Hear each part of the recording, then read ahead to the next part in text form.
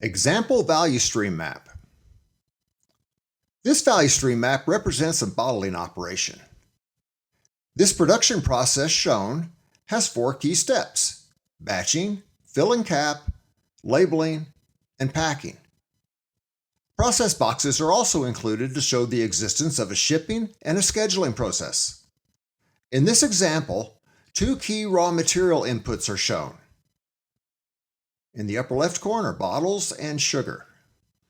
Other materials are also used to make this product, but the 2 inputs shown reflect the raw materials that make up the greatest percentage of cost and require the most floor space and material movements. Notice how certain icons, such as those associated with inventory levels, production standards, and staffing levels, have been repeatedly used on the map.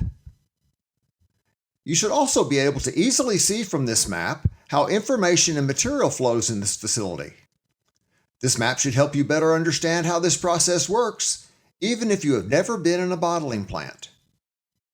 You should also be able to look at this map and find some problem areas.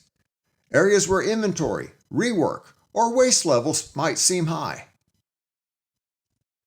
You can find the spot on the value stream map, in this case packing, where the current bottleneck is. Take a minute to look at this chart. Where do you think improvement is needed to improve this value stream? Can you easily spot which process step contains the highest waste, rework, and downtime levels? Does this chart help you easily spot where the bottleneck is and the degree of improvement that is needed to improve product flow? What are the benefits that you could gain from using a similar diagram in your facility? Example healthcare value stream map.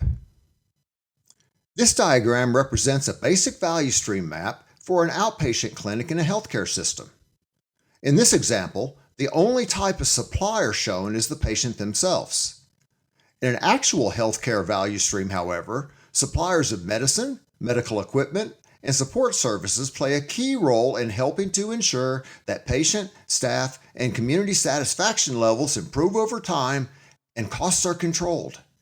If the value stream you need to construct also contains these key supplier groups, make sure that you add them.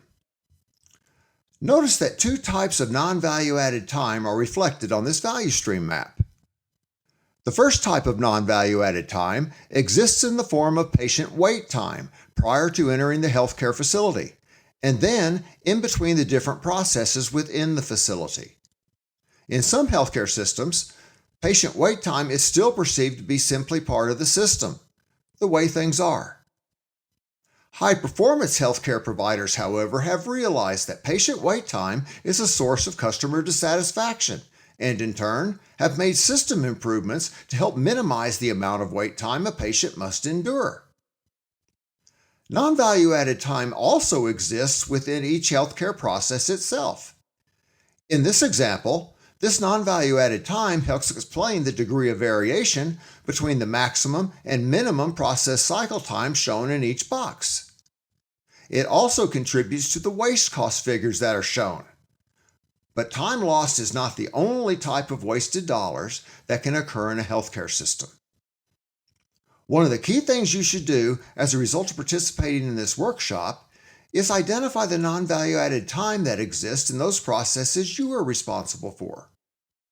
Reference the 7 types of waste presented earlier to help you get your waste identification efforts started.